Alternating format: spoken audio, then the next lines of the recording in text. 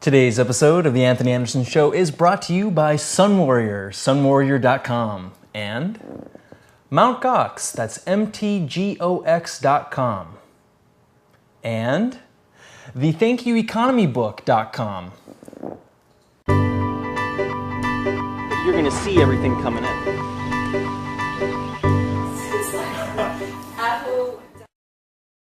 Hey everyone, welcome so much. This is the Anthony Anderson Show. My name is Anthony Anderson, and today I have a very special guest. And this guest has been my friend for quite a while, and I've done some work with you before. We've met in New York, and her name is Shazzie of Shazzie.com. Welcome so much, Shazzie. How are you?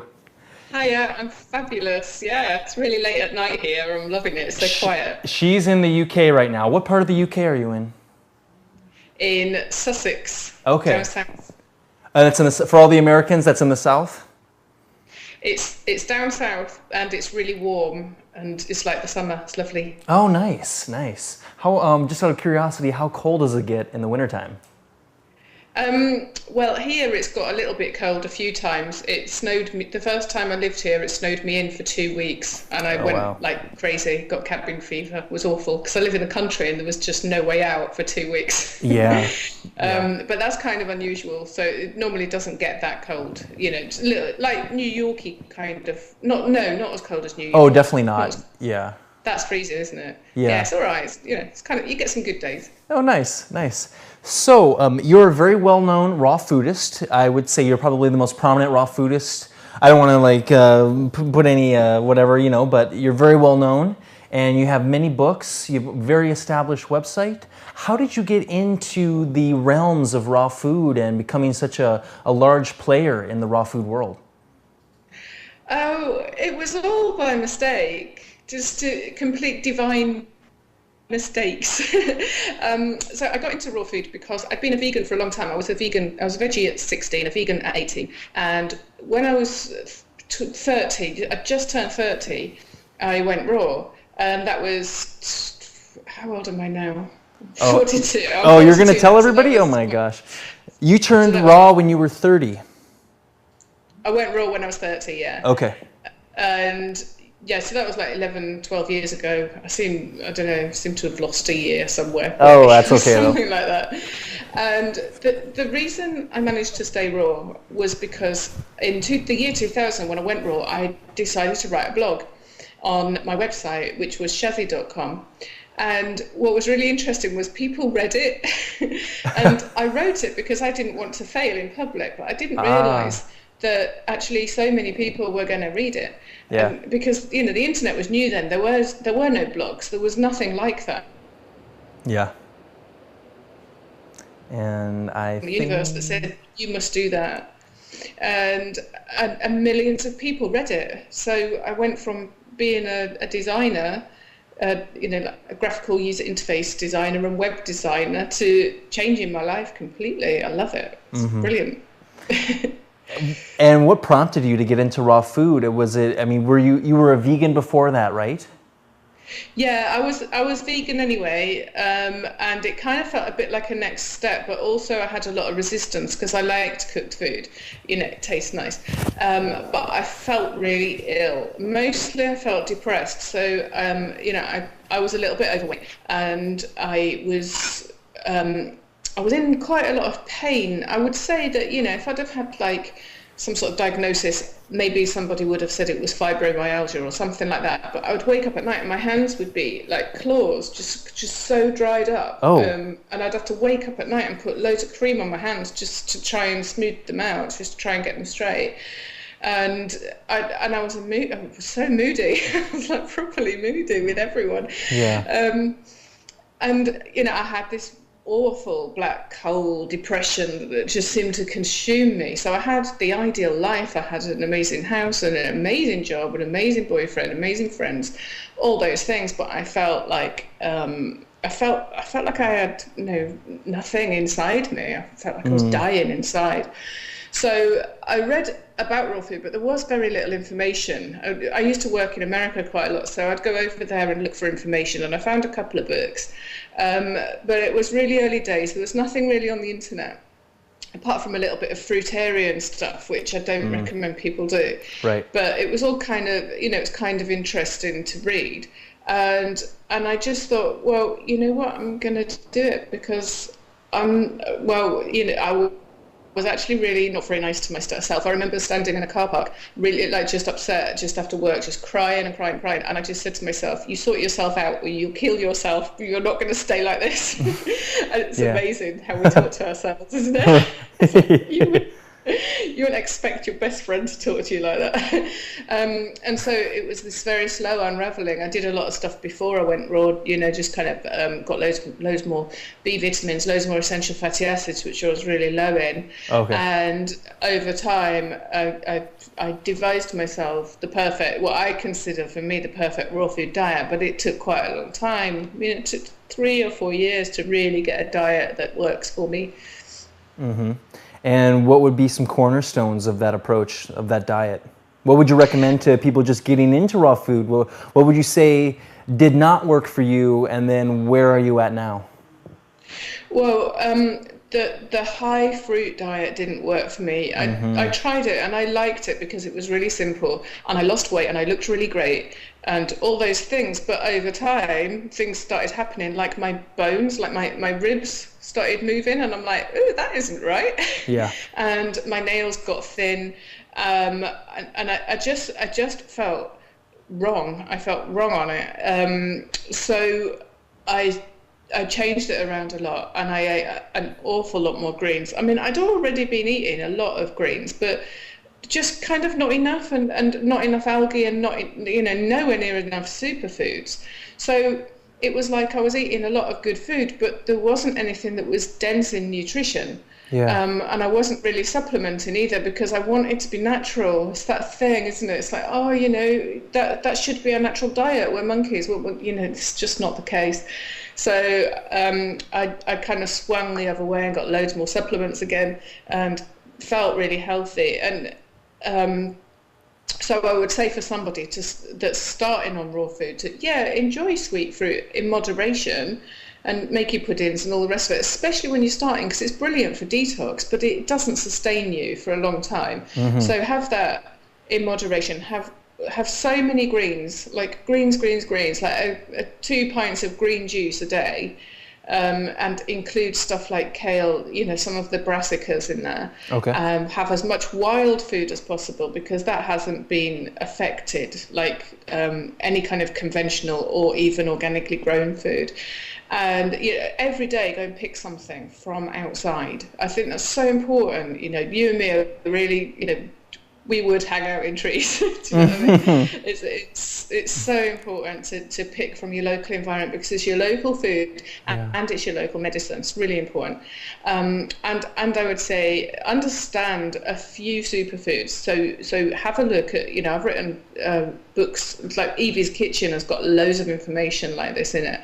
And understand what the superfoods do and why you would want them. So why you would want to take something like algae or maca or raw chocolate or hemp seeds, and decide, is that the one I want or need? And it will depend on whether you're growing, whether you're having a baby, whether you're building muscle, whether you're sedentary or active. Everybody's needs are different. That's why having a little bit of education around it is so important. And then, with the fruits, try and keep it to things like berries and, like blueberries, goji berries, raspberries, which technically aren't a berry, and try and grow your own of those as well, because then you're not getting the kind of over plump, over sweet ones. The idea is to get the nutrition in. And I think we've been such a calorie-based society for so long. People think it's all about getting your calories in, but it's not. It's about getting your micronutrition in, because once you've got that, your calories will be there anyway. Right. So that's what I would recommend. Very cool, very cool. And how you mentioned Evie's Kitchen, the book that you wrote after having your daughter, and how old is she at the moment now? She's 9? How old is she now? Yes. She's 7. Oh, she's 7. She just turned 7. And Yeah. so when you were Very long. pregnant, I remember the you were writing about, you know, the whole experience and your journey being a vegan mother, and how did that affect, I mean, what kind of approach would you recommend to mothers that are vegans and would like to have a vegan pregnancy or raise their children vegan? What would you say to them? Oh, well, it's really interesting because it kind of took me out of my belief system, which the initials for belief system are BS. And I thought, you know, if I have a child, I'm not going to subject it to anything that I know won't work. And I'd seen, oh, my videos, oh, there is. I'd seen a lot of children that were born to raw parents that had stunted growth and that had teeth that were actually crumbling when they were 4 or 5 years old, and they kind of had like a bird-like appearance. And I thought, do you know what? I'm not going to experiment on my child. Experimenting on yourself is kind of okay until you're pregnant, and then you've got to look after yourself. Yes. You know, you don't want to create lasting damage. But experimenting on a child is actually child abuse.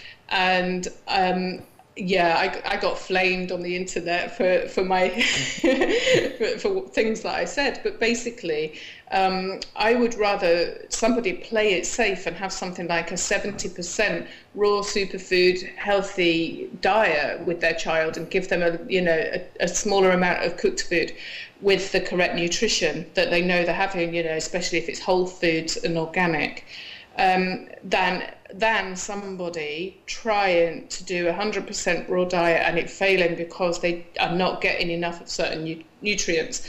So the big ones to look out for are vitamin K2, which is it's essential for bone and teeth health. And I feel that this is the one that was missing in the raw food community for the children that I was seeing.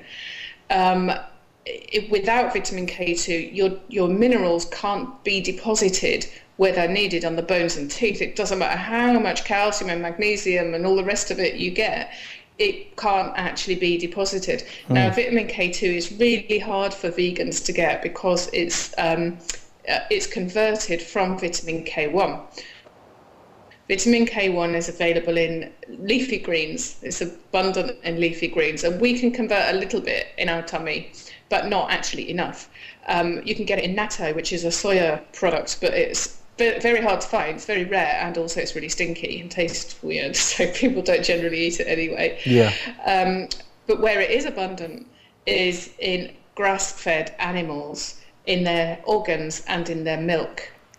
Because what they do is they've got ruminants, like, you know, if they've got like 4 stomachs, 4 fermentation chambers that can convert the vitamin K1 to vitamin K2, then it gets stored in their organs and it comes out in the milk. So if you see grass-fed butter that's very bright yellow, then that's the kind of thing that I would recommend you give to your growing child once they're past the breastfeeding age and if you're supplementing yourself. So I've breastfed Evie for 4 years, so I didn't supplement her any animal products until then. And then at that point, I tried her on a few eggs. She didn't really like them. Tried her on goat yogurt. She didn't like that. But she likes butter, so every now and again I'll get her some raw butter. It's quite hard to get hold of. And I also get her raw cheese as well. So they're small amounts. I mean, her diet is like 99% vegan, but those little bits will just make up for those micronutrients. They're tiny, tiny things, you know. Mm-hmm. The other big one is vitamin D. Okay. Some people don't have an issue with that because of where they live. They get enough in the sunshine. Right. But if you live in the northern climate, like us in England, there is no way that your child could get enough vitamin D for healthy bone growth without getting burnt. It's just, because we don't have enough sun all year round, so we can store it a little bit, but not too much. So if you want to raise your child vegan beyond breastfeeding, then definitely get them some kind of bone substitute capsules, they're usually got loads of magnesium, vitamin A or beta carotene, vitamin K2, vitamin D and zinc and bioavailable calcium and stuff like that. So there's two that I've seen. One's called Grow Bone or Bone Grow, can never remember, and that's a raw vegan product. And then there's Ortho Bone Vegan, and that's a vegan product. So you can do it, but I wouldn't fully recommend it because you don't want to damage your child. You don't want to give your child growth issues. I mean, I know children that they're never going to look like grown-ups because their parents have raised them on a raw vegan diet. Yeah. And that's really heartbreaking. I wouldn't want to do, you know, my daughter's like so long. She is as tall as a 9-year-old. It's ridiculous. But I feel that that's because I've been really strict with the superfoods. She's always had loads of superfoods. I've always given her these bone minerals and fat-soluble vitamins, and Nice. I've given her a little bit of dairy and egg as well. Uh-huh. And yeah, I mean, it's really, it's really, I was really happy to see you go through that, and you know, really, I think inspire a lot of people that otherwise would have been locked in dogma, let's say. And I think you being a pillar of that community, speaking out against the 100% raw vegan children raising, or however I can say that, but I think that really inspired a lot of people. So I want to say thank you for that. On the same topic, how are you raising her now as far as schooling? Does she go to school, public school, or is she homeschooled? She goes to this amazing hippie school, and it's just down the road from me. I mean, I'm so lucky, Anthony. I just get everything just goes like falls in my lap all the time. It's amazing. Yeah. So it's just down the road from me, and it's got a year in the field. It backs onto like 30 odd acres of land. They do forest school there. It's child-led learning. There's no punishment and reward system. Nice. So they all learn at their own pace. When they do any food prep, it's all vegetarian, and any special diets are catered for really easily. They don't have competitive sports. I mean, you know, it is the best school on the planet, and it only goes up to age 11. So I don't know what I'm going to do after that, but I think we'll be fifth dimensional by then. It won't matter. Yeah, you got another 4 years, so I'm sure many things will occur before then. Yikes. Exactly. Yeah. And do you have any plans? I mean, you plan on staying in that area? Well, you know, I've just done my house up, and it's took me 2 years. Okay. It's been a big process. So, I mean, I absolutely love it here because we live in a community. So there's about 20 odd houses here. We've got 23 acres of land that we share, plus we've got community building. And I've been, you know, sorting out the garden and planting herbs, and I've got my allotment, and I actually love it here for so many reasons. But the biggest reason is that Evie can walk outside the front door and roam 23 acres absolutely safe. She can go into anyone's house here and be absolutely safe. Yeah. And she doesn't have to tell me where she's going. And if anything happens to her, somebody will be there because all the parents are in it together, you know. So it's actually, again, it's one of those things. It just appeared. It just came to me. And I live in the most beautiful house. It's cedar. Which, you know, cedar means so much to me anyway.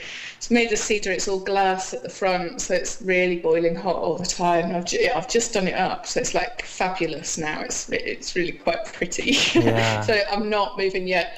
I would not, no way. Something happens. Yeah, I wouldn't leave that. No way, that's great. And have they been planting lots of fruit trees on the property? And yeah, there are. This year we've had plums, green gages, apples, pears. We've got a small hazelnut tree. There's a walnut tree, but it's quite small at the moment. Okay. There's a yewberry tree that I've been eating the yewberries from, but taking the poisonous pip out. We've got a little wood here. We've got, you know, all kind of wild stuff, wild mushrooms, and what else is there? I mean, there's loads because everyone has their allotment, and we've got a community allotment. Okay. So on there's runner beans, there's kale, there's spinach, there's basil, cabbage, billions of things, and there's a huge polytunnel which you've got to be a member of, and they won't let you in because it's full. Oh, that's funny. But in there, they're growing aubergines and tomatoes and all kinds of stuff all year round. So you know, you kind of grow what you want, really. Sure. Are you familiar? How close are you to Dorset? To where? Like Dorset, like Dorset. Yeah. Oh, it's the other end of the country. It's like that way. Oh, it's like way west. It's kind of the same place, but it's all the way over there, and we're all the way over east. Okay. Yeah. Okay. Because I've become a Why? I've become a big fan of River Cottage and Hugh Fernley Whittenstall, and he's Yeah. recently taken up vegetarianism in quite a profound fashion. There was an article, I think it was in the Telegraph or the Guardian, all about his new love affair with vegetables. And it's really great. And I was thinking like, oh, it'd be so great for him to be a guest on your new television show, and some kind of collaboration with that. And I guess I kind of broke the news, but tell us more about your show and how that came to fruition, and where people can see it. I mean, you told me you just filmed the pilot a little while ago. Yeah. Okay. So first of all, well, Hugh is a fan of my raw organic almond butter. Oh, and he's nice. written about it in a magazine once. Great. Yay! Great. It was quite a long time ago. So he does know of us. Whether he knows of me or not, I don't know. So the TV thing, it's another one. It just came. It's just like, all right, so I have this program called Divinity in a Box, which you might have heard of, and it's like a life transformation program. And it's really, I designed it for myself, and then I made it accessible for other people, because it's something that I've used for the last 10 years to carve my career, because I'm so right-brained. I can't do like business maps and all those other things, but I can work out, I can visualize where I want to be, and I can put myself in that situation, and I can do all those right-brained exercises and figure it out that way, really easy. And so I created Divinity in a Box because I wanted other people to be able to have that as well, because it's really useful. It helps you figure out your dharma, what you're destined to do on this planet, and how you can earn what you want to earn. It's got some really good skills, some good tools in there. Anyway, so I do Divinity in a Box twice a year, which is what I recommend, twice or 4 times a year. And the last time I did it, I was really clear. I was like, I'm not going to write another book. I've written 5 books. I'm not going to do that. It's just like, I'm so fed up of being a recluse. I'm so fed up of being bored in my house. I mean, I'm not bored, but you know, I mean, like working all the time in my house on my own. And so I'm writing all this stuff down, and then and then I was like, oh, yes, I'm not going to write more books. I'm not going to leave Evie. I'm not going to have some nanny or somebody picking my daughter up from school. I want to be the mum, you know. I want to be there for my daughter, right? And because that's really important to me. So I don't want to work in London. I don't want to go to work. You know, I mean, I'm completely unemployable, Anthony. That's what happens. Nobody would take me on, for God's sake. Anyway, so, you know, put it out to the universe. Thank you. And then these guys, I get loads of requests to be on the telly, right, to do documentaries and stuff, and I actually don't like it because I don't really trust them, and I don't think they often do very good jobs. So I turn them down quite a lot of the time. Anyway, I had this one request from this guy, and I kind of thought, oh, he sounds really nice, actually, but I put it like in my huge to-do pile, and it stayed there for ages. Anyway, by the time I got in touch with him, he said, oh, we've done most of the filming now for this documentary, but we'll pop by and see you. And it was, a week or something after I'd had my kitchen done up, right? So, I mean, I've had my whole house remodeled. So it's not just like a new kitchen, it's like the whole house being knocked about, right? So he came to see me and he goes, oh, this is a nice kitchen. I went, yeah, it's lovely, isn't it? He goes, I'm thinking about doing a raw TV show. I said, well, he goes, I'm thinking about doing a raw TV show, and this would be a brilliant kitchen to do it from. So I said, well, and I'd be a brilliant hostess. And he's like, all right then. And that's how it happened. I mean, you know, normally I turn down TV documentaries, but I didn't turn this one down. He comes along, looks at my kitchen that's only been around, only existed for a week, and then comes out with this idea. So yeah, we did a pilot, and it was quite funny because I wore this really weird top. So I'd just done some Cambo. I don't know if you can see. It's like this frog medicine. You have to burn all your hands. I don't know if you can see. Oh yeah, sure. You couldn't see it. So I had to wear a really long top to try and cover it up because it obviously looks a bit bizarre on the television. And so I looked really weird in this huge frumpy jumper. I'm like, I'm not going to wear that on the telly again. Because when I saw the pilot, I was like, ooh, that's a bit funny. So we did the pilot. It was really fun. But it was nothing like the series that we've been recording. So the pilot keeps going out on the channel all the time because people keep requesting it. And they're like, don't keep showing it because it's going to take the excitement away from the show because it is really different. So what we've done with the show is we've decided to make it into more like a magazine program. So we have people that come on, guests, all friends of mine, and I interview them about what they do, and about their specialist thing, and get lots of fun information out for them, for people that people can implement that's really easy.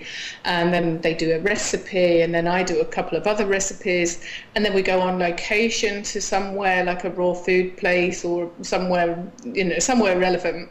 Sure. And do location shooting, and then stitch it all together to make a show. Nice. And each show has a theme.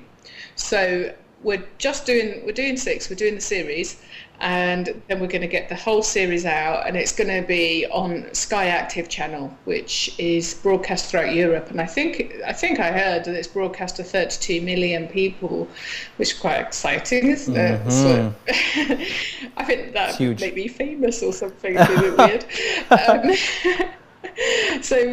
And also they put it on the internet, so anyone who hasn't got Sky, such as you and me, can watch it too. So it's gonna be a worldwide hit. It's gonna be amazing. I'm really excited. It's great. That's great. And the name? Do you have a name pinned down yet? Yeah, the working title's Raw Kitchen. Okay. Yeah. All right. We'll see if that stays. Yeah, we'll see. That's so cool. All right, let's take a quick break for our sponsors, and we'll get right back.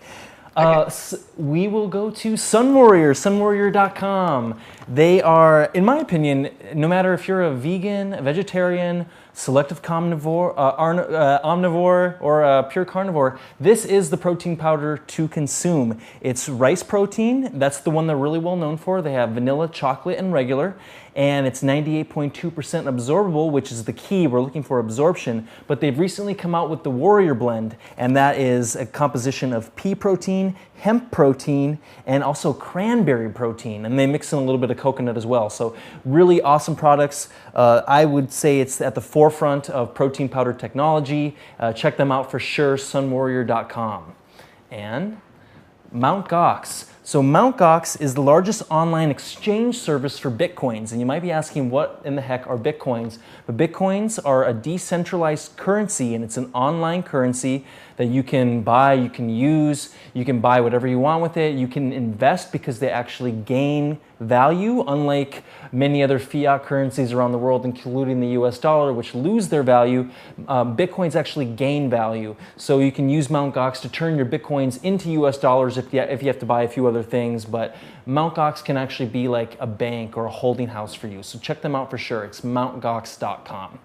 And the thankyoueconomybook.com. So this is a book written by Gary Vaynerchuk, and I've actually read this book, and it's all about, especially if you're starting your own business, like Shazzie or myself, and you want to do your own thing, it's really about interpersonal relationships and using social networking to make those connections and really develop like close relationships with your customers and really just touch people. And this can apply to large corporations. This can apply to someone starting their own little chocolate company. It doesn't really matter. What matters is that this book will really show you how to make the connections that count. So it's thankyoueconomybook.com.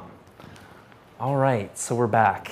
Now, so this is so cool. I want to ask, you've been in the States a lot, and you can probably see the difference. What is it like being a conscious eater in Europe, let's say, or the UK especially, compared to the States? Would you think it's more difficult? Like, I know in New York, it's funny. It's like there's the worst of everything, but it's also the best of everything. Like, you can find all the best raw food products. How does that compare in the UK? It's kind of interesting because there are so many genetically modified foods in the States now Yes. that if I went to a normal restaurant in the States, I wouldn't eat anything because I would be thinking there's a high chance of it being genetically modified. Yes. Whereas the backlash for genetic modification over here is huge. And they are trying to creep it in, obviously, because Monsanto likes to do things like that. But generally, you will see in a standard restaurant, you will see a little small thing at the bottom of the thing, say at the bottom of the menu, saying no genetically modified organisms are used in this restaurant. So you feel kind of okay just going into a normal place, right? Right. And getting a salad, even if it's not organic. You know it's not the best thing, but you can have a bit more of a life. So you don't have to just hang out with foodists, right? Sure. So that's kind of like a good thing. The thing I like is that you can really choose. You can choose if you want to be a conscious eater and you've got no money. You can forage. There is so much stuff to forage. There's so much food. It's ridiculous the amount of things falling on the floor in front of you that is like edible. Mm-hmm. And if you want to be a conscious eater and you've got lots of money and you want to spend that money, you can do that too, because you could get somebody to make all your raw food for you if you really wanted. Or you could go to a raw food restaurant. And there's a few now. There's one in Brighton, which is close to where I live, called Aloka. And that has the most amazing cakes. Had a tiramisu the other day. I was like, ooh, that's nice. So we quite often just nip in for a cake and ice cream. They do the best ice creams. And then, obviously in London, there's a few raw food restaurants that are really nice. So at both ends of the spectrum, there is availability. What I find a bit strange is when you go into the supermarket in the UK, it's so different to the ones in America on both ends of the spectrum. So there is less fresh stuff and there is less packaged psychedelic weirdness stuff, right? Okay. So all in all, there's just less because, our things are smaller here. Yeah. So I went shopping today into a shop called Waitrose, which is like the nicest of the supermarkets. Right. And I was searching up and down. I couldn't find an organic cucumber. So I feel really bereft because I've got no cucumbers. I'm like, oh my God. And they had 2 huge boxes of non-organic cucumbers. I'm like, why is that? That doesn't make no sense. Yeah. So the middle of the road stuff, like the actual just shopping, is a little bit more difficult. But then we do have farmers markets, and there's one in my local town every Friday, and they have the most, like massive spinach leaves, huge things, and they have raw organic honey if you want that sort of thing. Yeah. There's a farm up the road that does raw biodynamic dairy. Nice. It has millions of different types of cheeses and kefir and all that kind of stuff. So if you wanted that, and there's obviously delivery boxes if you want a box scheme and get lots of strange looking vegetables that you're never going to use. So there are choices. It's just a case of knowing what to look for and working your way through it and deciding actually what you want, because every raw foodist I know has a different diet. Even people that eat a high superfood diet have very different tastes, very different requirements for their body. Yeah. So it's just about actually the availability here is huge. It's huge, but we don't have what do you call that? Dr. Cow cheese. Dr. Cow. Cow cheese. Yes. To be honest, I'd eat that in a second anyway, because it's just in a little pot. Yeah. It's like the size of a golf ball. Yeah, I make my own, and it's like that big. You know what I mean? Yeah, that's so true. Oh gosh, that's so funny. I was gonna ask. You mentioned the food. For the viewers, let's take us through breakfast, for instance. Like, what have you been having recently for breakfast, and what do you like to make, Evie? How does that all work out? Well, what I've been having recently is the leftovers from my last TV shoot. I made this huge thing of sauerkraut.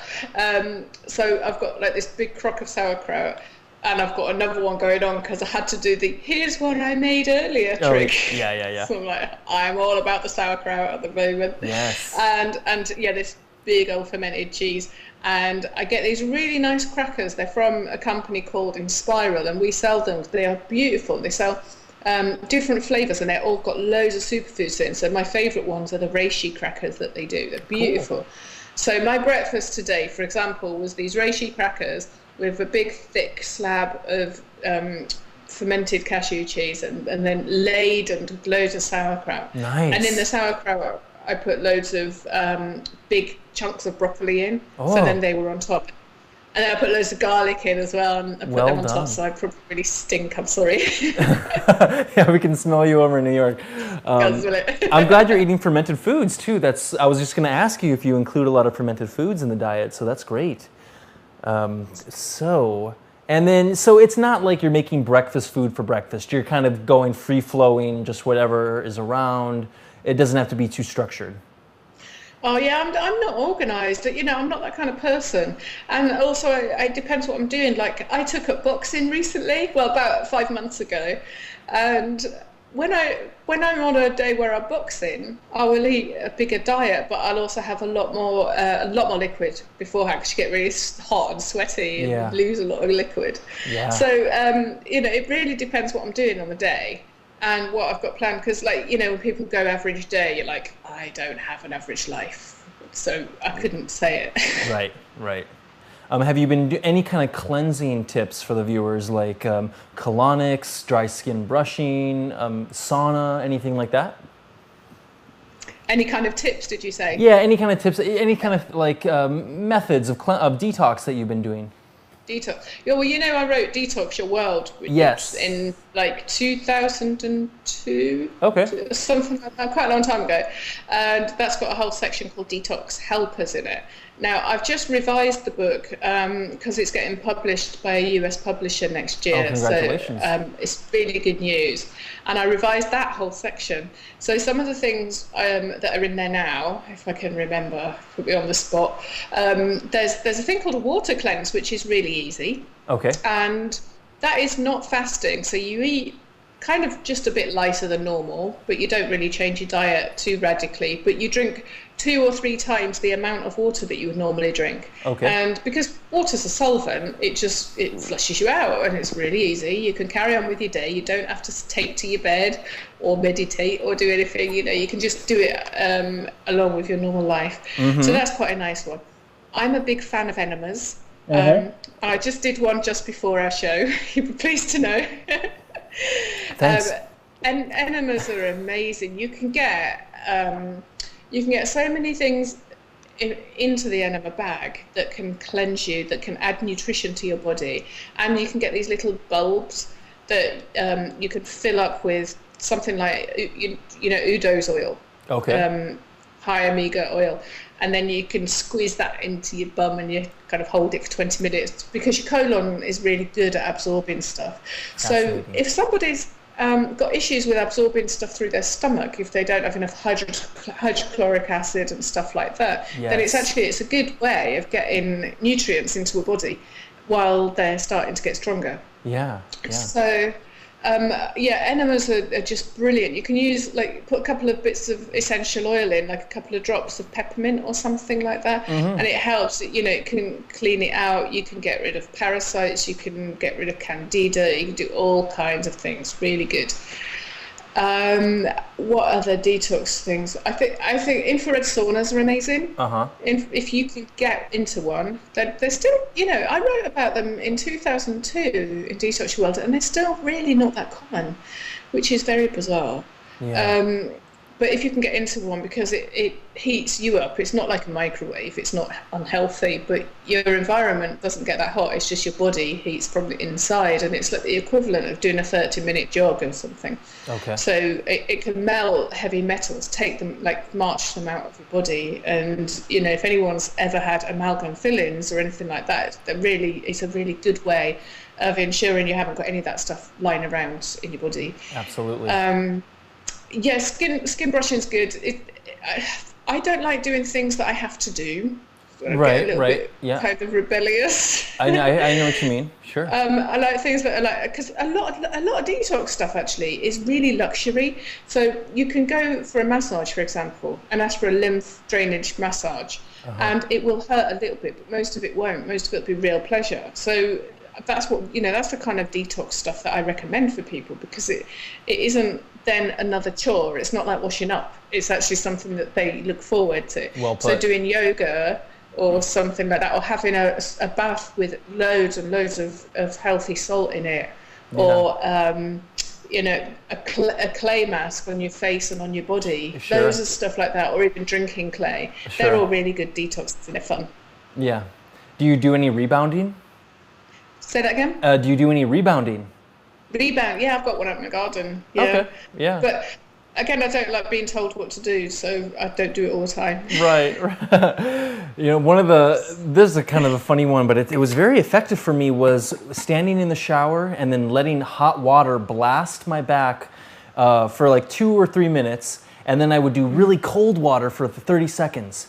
And I would do that for maybe 10 minutes. It's like, that's a chore, like that's a big chore. But nothing that I've ever done made me feel so, I mean, besides the colonics, but that hot, cold kind of stuff really, really charged me. And I heard somewhere that it was really good for the adrenals and all that. So learning more about, like, I think the adrenal fatigue is something that really affects a lot of people. Yeah, the adrenals. Yeah, it does. But that's, you've got like an ice gland in your brain, and it hits that and it releases something. Yeah. And you get that euphoric feeling. Yeah, nothing. Like a plunge pool in a health spa does the same thing. Nothing comes close to that. Oh, yeah. Oh, it's good, isn't it? Yes. If you want, I mean, I would like to talk about some of your shamanistic experiences, but we can save that for another time. It's up to you. Yeah, let's do it. Okay. Let's do it. Okay.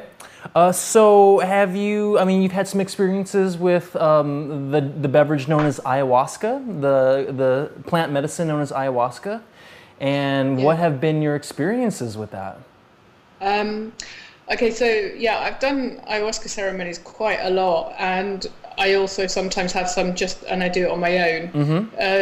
And I've done an iboga ceremony, and I have iboga quite a lot because it's very grounding. I've got some extract that I take just 1 drop a day sometimes, and it's just really grounding. Oh. So the difference between the two is that ayahuasca is from South America, and it's some plants put together, and iboga is a plant from Africa, and you consume ayahuasca as a liquid, and you consume iboga as sawdust that you've got to try and swallow. Very nice. They have kind of similar attributes in many ways. They can put you into the DMTV world, but they don't have to. Not everybody gets that experience. Depends what you need. And they really make you, they allow you to bring buried stuff to the surface, the clearing. Mm-hmm. And ayahuasca is, I would say that they both just either contribute significantly to my life or save my life, depending on how dramatic I want to be at the time. Yeah. I love what they do, but it's interesting because I haven't felt the need for ayahuasca much, and I think I've only done it once this year. Uh-huh. So I feel like I've kind of come through those experiences. I feel like I've got what I needed to get out of it. Yeah. And now, I've actually, I shouldn't say this because I don't know if it's legal, but I've got some, and I don't really want to take it at the moment. Right. I probably shouldn't say that. No. I mean, you're broadcasting live from the jungles of Peru, so that's totally fine. If the police wanted to get me, they can now. Right. So, what does it do? It's a sacred experience. You really should do it with a shaman or more. Yes. And you may feel like you're dying, and you may feel like you're going to heaven, and you may see the biggest parts of duality ripped apart, so that you can experience both, and then realize, they're both just stories. And the thing that's really important in the experience is once you stop buying into those stories both ways, you get into the place called presence, get into the place of now, a place of love, a place of space, a place of stillness. Yeah. And when you can do that in ceremony, when you're getting like monsters and angels facing you, you can do it in your everyday life, because the whole point is not to be in ceremony and then to be a bitch when you leave. The whole point is to take your practice with you.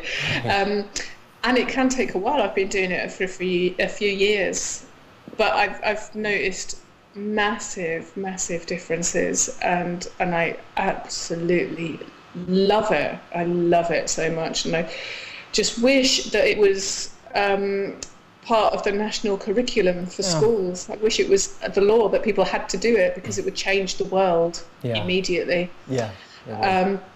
Iboga is slightly different. I sort of see her as it's definitely a female spirit, and I see her as like a skinhead with big stomper boots on.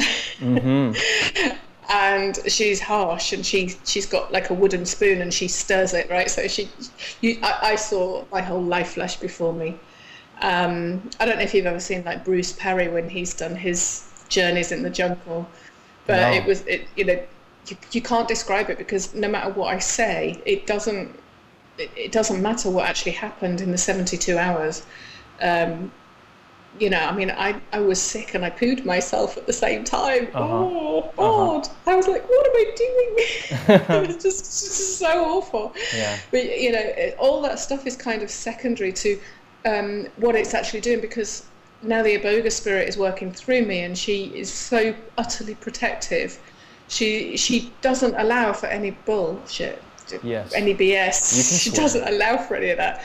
She put me in a wooden house. She's known as the Wood, like that. That's her kind of nickname. When she put me in a wooden house, I'm like, you clever girl. And my ongoing relationship with Iboga is so strong, because if I ever feel ungrounded, I'll just have a little bit of Iboga.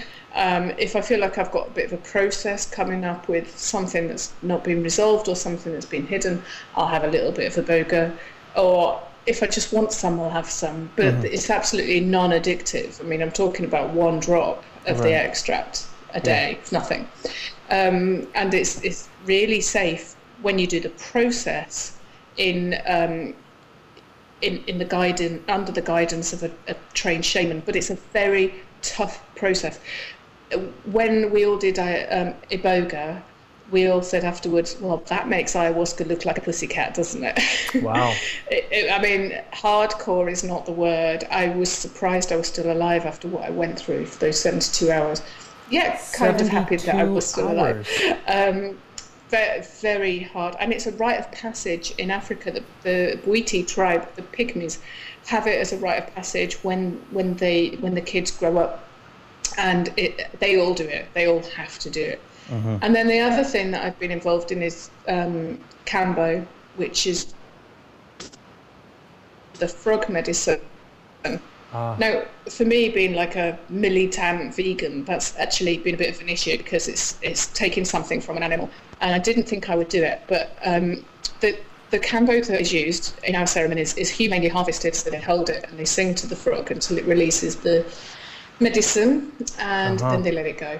And so, there's this bit of sort of sticky medicine that they have on a stick. And then what they do is they'll find, they all work differently actually, but the latest guide that we've been using finds meridians and opens up those meridians by just burning you with something a bit like a joss stick, just like a few dots. And then the poison, the medicine, goes onto those dots. Wow. Now, mostly, after that point, you spend 10 minutes turning into a frog, so you can feel like the balls on the end of your feet, on the ends of your fingers, like, because they're tree frogs, so they've got those balls. You can feel that your face goes funny and you go a strange colour, and you're like, amazing. So funny. And then normally you're sick. So what it's doing is it's taking away a lot of kind of stuff out of your bile, a lot of stuff that is old, doesn't want to be there. But some of the things that happen when you do Kambo is you get very lucky. It's very good for love. Apparently that bit has not worked for me, I have to say. Not yet. And it's also highly immune boosting. And folklore says if you do it 3 times within 3 months, then you will be immune to everything for the rest of your life. I don't know if that's actually true. Yeah, so they say that it can after doing it 3 times within 3 months, give you immunity from everything for the rest of your life. And I don't know if that's true or if it's just an old frog's tale, but I would have a little bit of that. I mean, I was super healthy anyway, but you can never be too strong, especially in these times of being bombarded with all this awful stuff like radiation.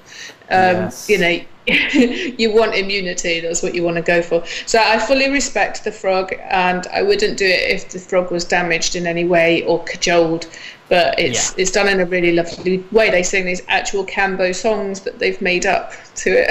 I don't know what it makes of it. And I feel that whole all the sort of the plant spirit stuff and the frog stuff is my service. It's what I do. You know, some people want to do charity work or give to charity. Well, this is my kind of service. And so when we do these weekends, you will find me mopping up puke for 48 hours. It's a fantastic job. And you know, feeding people and generally being a little bit of Florence Nightingale in situations. And I really love it. I really love the process of seeing people transforming and becoming a lot more aligned with their true selves, a lot happier and a lot healthier by taking these very sacred, beautiful medicines. What would you say to people that come at it with some judgment, like people that would say that these are drugs or something? What would you say to those people? I think most things that people are on are like drugs, you know, like television and working for the machine. And eating all that funny old food, that's all drugs. It's like, you know, reflects it back. These are not,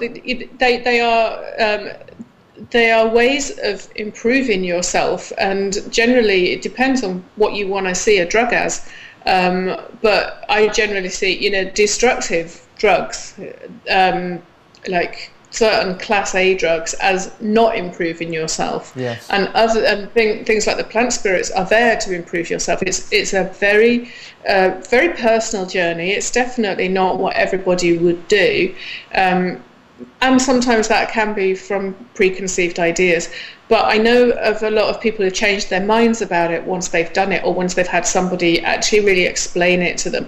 And to be honest, you know, we did one ceremony which was it was so beautiful. It was just shortly after Adam, the guy that I was living with, died. And I did a ceremony with his mum and his sister, who had never done ayahuasca before. And I swear to you, he came into the room and we all saw him. He was sat there for, I don't know, 10 minutes or something like that around the altar. And it was so healing for both of those two to go through that situation, and for me to be there at the same time, because we had this obviously very powerful relationship with him. And had I not have had that experience with ayahuasca where all 3 of us could see him, I would never have known all the other stuff when I felt his presence, whether that was me or whether that was just, you know, whether it was real. That was just such a cast iron thing that we all saw it. And I've had so many experiences around ayahuasca where magic has happened. And I don't smoke, I don't do any of the other stuff. I don't even do that. So for someone to say this is drugs, it doesn't sound real to me, because that's not the kind of person I am. I'm not into that whole life. I'm too excited by life. I'm too busy having a life to have an escape. And I think a lot of drugs they can be an escape sometimes. So I don't really have an issue with people having a judgment, but I do think that when you look at how ancient these are, how sacred they are, and how life-changing they are for people, then you can kind of sort of put it in maybe a different category to something that's white refined powder. Yes, yeah. Thank you so much for being open about this, and I think so many people would really benefit from getting into this world. And I know a lot of people that kind of censor themselves because of this, and they don't want to scare off potential customers or whoever, and thinking that there's a stigma against it. So I really want to send my thanks and love for you speaking about this. Very courageous, and I really appreciate it. So we've got a couple minutes left. If you want to just tell us how people can find you online, if you can recommend any books or DVDs, anything that you want to say. Anything. Absolutely. Okay, so if you go to Shazzie.com, you'll see everything there that I have to offer. I have a lot of free stuff that I can give to people now that I can say they can get. So there's Shazzie Speaks, which is a free year-long online course that they can have, and that is, I call it changing your life one word at a time. Nice. So really good entry-level kind of law of attraction, abundance, you are what you think process, right. And it lasts a year and it's for free. There's Raw Britannia, not Rule Britannia, which is a free raw food ebook that you can download right now from Shazzie.com. That's free as well. Okay. So Shazzie Speaks is on ShazzieSpeaks.com. Raw Britannia is on Shazzie.com. There's Shazzie Whispers, which is 100 messages of love, and that's a free ebook that you can download right now from Shazzie.com as well. So those are 3 free things that I can give you right now that will change your life.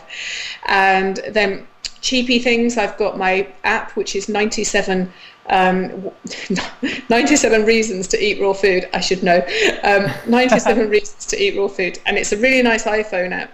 And you can spin the wheel, and if you spin the wheel, you get like a card comes up, and then you read the card, and then you flip it, and you get even more information, further links, and that's like I don't know, $5 or something like that. So it is cheaper than any book I could create, but it's actually like a book. Yeah. And then what you can do with that is you can just, when you wake up, you can use it as your little bit of programming while you wake up. So you can spin the wheel 3 times and look at the cards, and then you'll want to eat raw food throughout the day because you've programmed yourself when you wake up, which is your susceptible time. I've got 3 guided meditations out, which were published to Audible and iTunes. So if you look at Shazzie on audible.com or .co.uk, you'll see those, and they're, I don't know, something like $10 or something like that. So they're really cheap. They're guided meditations. They're all professionally recorded, really beautiful. And so those are kind of the cheapy things. I've got my books, which is Detox Delights, Detox Your World, Evie's Kitchen, Naked Chocolate, and Ecstatic Beings. And I've got my programs, which is Shazzie Speaks, the upgrade program, and Divinity in a Box, which is how to find, the life that suits you. And I've got New to Raw, which is newtoraw.com. So it's divinityinabox.com, newtoraw.com. And New to Raw is a multimedia program that helps people who are new to Raw or restarting or refreshing. So there's loads of information. There's all like quick start information in there. There's recipes, there's hand holding, there's shopping lists. It's called 23 Days to Raw Food Heaven, the major workbook in there. So that's worthwhile. And my legacy, the thing that I'm leaving to the world, not that I'm going anywhere yet, is Shazzie's VIP room. And that's shazziesviproom.com, and that is a heart-led life mastery website. So there's so much stuff in there. There's no stone unturned. We talk about it all. It's quite amazing, radical information. So there is health stuff, there is life stuff, there's love stuff, there's wealth stuff, there's all kinds of things in there. It's like it covers all bases. And even once you've joined and you log in, there's like a Shazzie Sees card on the front, and you can click it for the day, and it gives you think of a question and it gives you an answer for the day. There's like thousands of tools in there. There are wake up CDs, wake up audio files. There's masses of articles, huge article database, a huge Ask a Expert database, loads of recipes, loads of videos. We recently did a 4 video series, so it's 45 minutes, 4 of them, of me interviewing a love coach, and we we put 3 of them outside the VIP room to show people what kind of information we have in there. But the 4th one was so steamy, we could not release that to the public. So we could put that just exclusively in the VIP room, and all the comments in there are amazing. You know, my Vipsters, the members of my VIP room, are just, they're so excited. You know, they're just like, they go for the information and they change their lives, and it's just lovely to have those people. And I recently ran a competition where I took 3 people to a workshop with me, which was a T. Harv Eker workshop. Okay. And it was absolutely life-changing for us, and it was just so amazing to be able to do that. And I did that because the competition was ran for members of the VIP room only, so it's very special, it's very close to my heart, and it's really for people that know that they want to get even more out of their life, even more juice out of their life than they would get normally. And yes, my TV show, that's the final thing. That's another freebie. So have a look out for it. It's on the Sky Active channel 281, and it will be running in probably a couple of months. Okay. And yeah, it's all just exciting, Anthony. It's all just crazily exciting, and I love it, and I still have time to rest because I only work like 10 hours a week. Oh, jeez. Wow. You have to write a book on that. Very cool. I know, because I think 4 hours isn't enough to be creative. Yeah, that's a great book. Oh, very cool, very cool.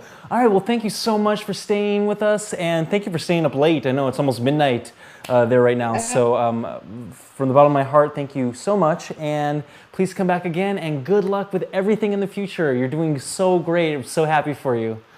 Thank you so much, Anthony. I love this show. It's amazing. Great episodes. Bless you. Thank you. Thank you. Big kiss. Bye. See you really soon. All right. Bye. Bye, hon. Bye.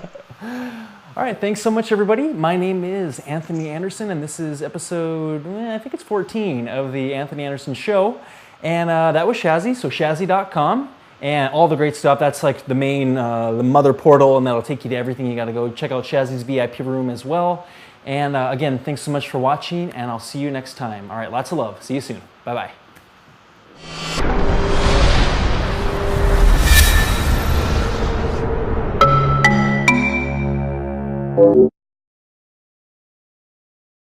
You kill yourself, you're not going to stay like this. And it's amazing how we talk to ourselves, isn't it? You wouldn't expect your best friend to talk to you like that. And so it was this very slow unraveling. I did a lot of stuff before I went raw, you know, just kind of got loads more B vitamins, loads more essential fatty acids, which I was really low in. Okay. And over time, I devised myself what I consider for me the perfect raw food diet, but it took quite a long time. I mean, it took 3 or 4 years to really get a diet that works for me. Mm-hmm. And what would be some cornerstones of that approach, of that diet? What would you recommend to people just getting into raw food? What would you say did not work for you, and then where are you at now? Well, the high fruit diet didn't work for me. I tried it and I liked it because it was really simple, and I lost weight and I looked really great and all those things. But over time, things started happening, like my bones, like my ribs started moving, and I'm like, oh, that isn't right. Yeah. And my nails got thin, and I just felt wrong. I felt wrong on it. So I changed it around a lot, and I ate an awful lot more greens. I mean, I'd already been eating a lot of greens, but just kind of not enough, and not enough algae, and not, you know, nowhere near enough superfoods. So it was like I was eating a lot of good food, but there wasn't anything that was dense in nutrition. Yeah. And I wasn't really supplementing either, because I wanted to be natural. It's that thing, isn't it? It's like, oh, you know, that should be a natural diet. We're monkeys. Well, you know, it's just not the case. So I kind of swung the other way and got loads more supplements again.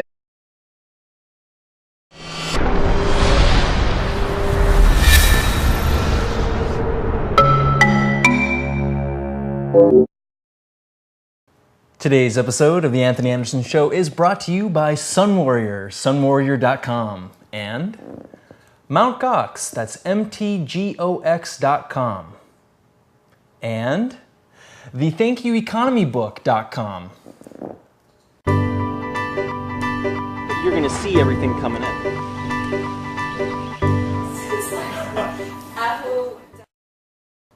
Hey everyone, welcome so much. This is the Anthony Anderson Show. My name is Anthony Anderson, and today I have a very special guest. And this guest has been my friend for quite a while, and I've done some work with you before. We've met in New York, and her name is Shazzie of Shazzie.com. Welcome so much, Shazzie. How are you?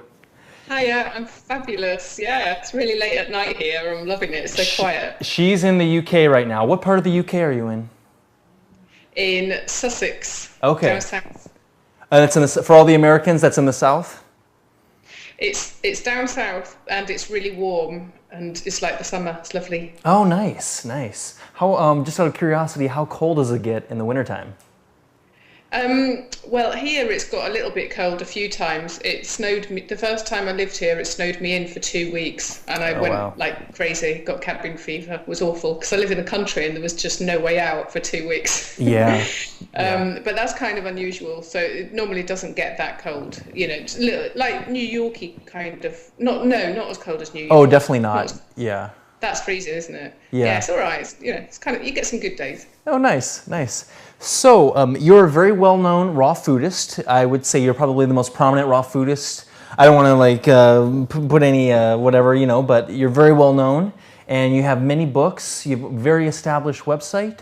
How did you get into the realms of raw food and becoming such a large player in the raw food world?